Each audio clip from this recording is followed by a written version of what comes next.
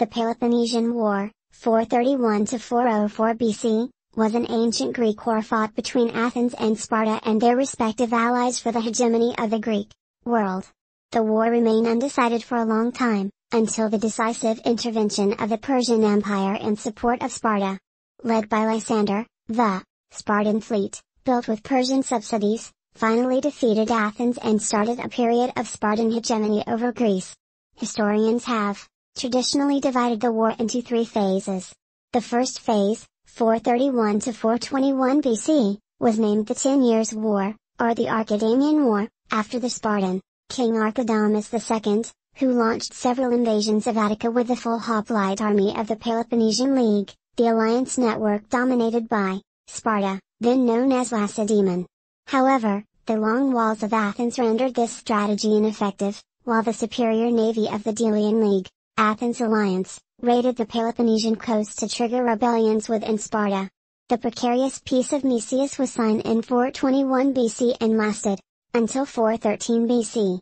Several proxy battles took place during this period, notably the Battle of Mantinea in 418 BC, won by Sparta against an ad hoc alliance of Aeolus, Mantinea, both former Spartan allies, Argos, and Athens.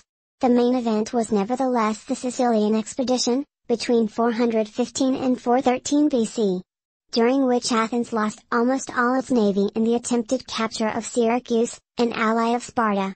The Sicilian disaster prompted the third phase of the war, 413 to 404 BC, named the Decelean War, or the Ionian War, when the Persian Empire supported Sparta in order to recover the suzerainty of the Greek cities of Asia Minor, incorporated into the Delian League at the end of the Persian Wars.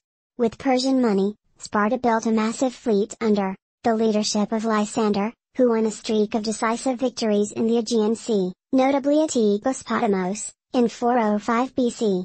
Athens capitulated the following year and lost all its empire. Lysander imposed puppet oligarchies on the former members of the Delian League, including Athens, where the regime was known as the 30 Tyrants. The Peloponnesian War was followed 10 years later by the Corinthian War, 394 to 386 BC, which, although it ended inconclusively, helped Athens regain its independence from Sparta.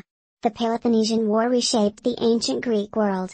On the level of international relations, Athens, the strongest city-state in Greece prior to the war's beginning, was reduced to a state of near-complete subjection, while Sparta became established as the leading power of Greece.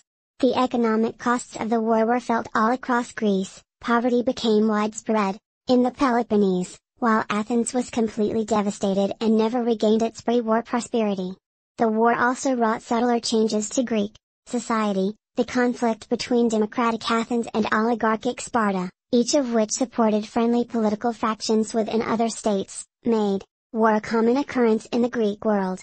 Ancient Greek warfare, meanwhile, originally a limited and formalized form of conflict, was transformed into an all-out struggle between city-states, complete with atrocities on a large scale, shattering religious and cultural taboos, devastating vast swathes of countryside, and destroying whole cities. The Peloponnesian War marked the dramatic end to the 5th century BC and the Golden Age of Greece.